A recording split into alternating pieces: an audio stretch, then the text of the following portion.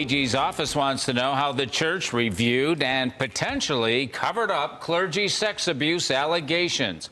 Given recent claims here in Western New York, the Diocese of Buffalo will be a central focus.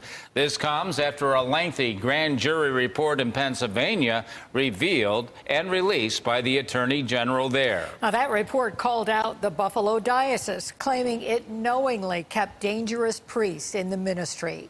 News 4's Jen Shantz has more on this civil investigation. Jen? Jackie, a source close to this investigation says 8 subpoenas were sent out. That's one for each Catholic diocese in the state. Also launched to date was an abuse victims hotline where survivors can file a complaint with the AG's office. This investigation is under the AG's Charities Bureau. It's looking into how dioceses across the state reviewed and possibly covered up alleged child sex abuse. In a statement, AG Underwood said, in short, that the Pennsylvania grand jury shined a light on disturbing acts by members of clergy. She goes on to say that victims here in New York deserve to be heard also, and that her office plans to do everything in its power to bring them the justice they deserve. We spoke with James Faluzak, a former priest and an abuse survivor himself. He testified before that grand jury in Pennsylvania.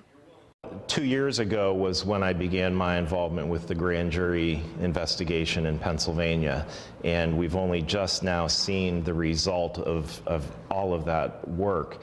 And so this really is very much the beginning of this in the state of New York.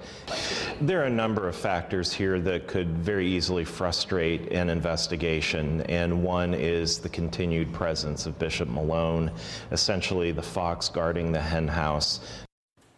Now, despite several calls to resign because of alleged cover-ups, Bishop Malone says he will not step down. The Buffalo Diocese says it will cooperate with the AG's office on this investigation.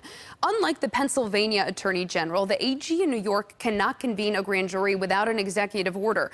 For criminal prosecutions, the AG's office is relying on local DAs. Erie County District Attorney John Flynn has said his hands are tied in most cases due to the statute of limitations. The Child Victims Act, which would broaden that window, failed to pass in the state Senate last session. Jen Shantz, News 4.